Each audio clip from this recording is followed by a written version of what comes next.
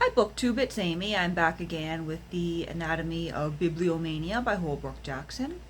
Today we are on page 56 with a section titled Poverty, No Hindrance, Riches, No Help. Nor is it the number possessed which so much commends them to their lovers.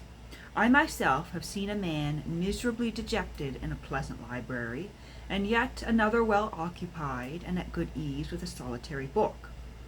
There is a great deal of difference between the eager man who wants to read a book and the tired man who wants to read a book. And that is a quote from G.K. Chesterton in his work on Charles Dickens.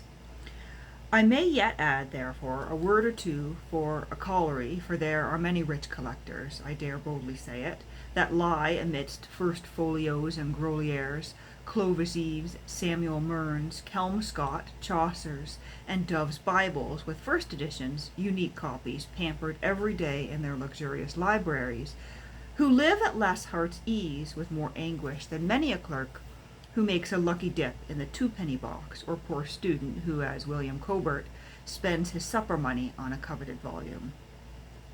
George Gissing bought dozens of books with money which ought to have been spent upon what are called the necessaries of life. Many a time, he confesses, I have stood before a stall or a bookseller's window, torn by conflict of intellectual desire and bodily need, and at the dinner hour, his stomach clamoring for food, he has been so held up by the tempting prices of a long-coveted volume that he has secured it with the pangs of famine.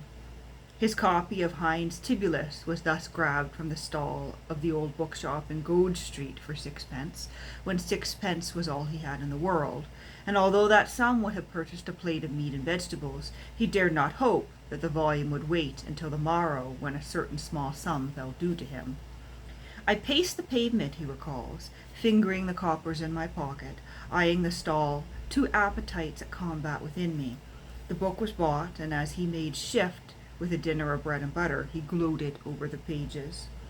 Let me conclude these citations with that familiar passage from Elia which records how the essayist let a brown suit hang upon him until it was threadbare, because of a folio Beaumont and Fletcher which he dragged home late at night from Barker's in Covent Garden.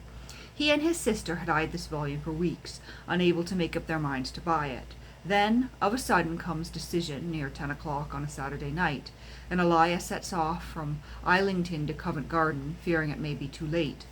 The old bookseller grumbles as he opens his shop, and by the twinkling taper, for he was setting bedwards, lights out the relic from among his dusty treasures.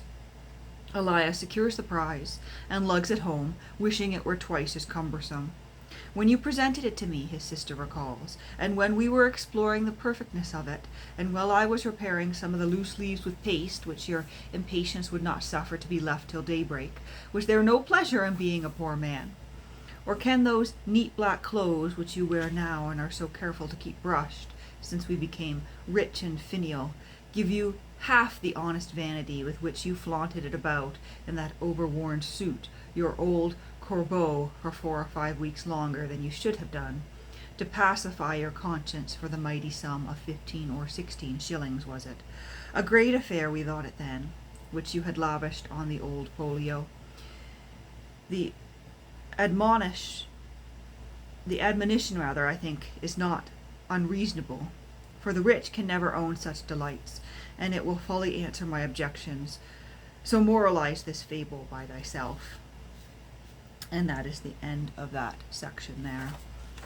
The next one being Treasuries of Happiness Never Exhausted.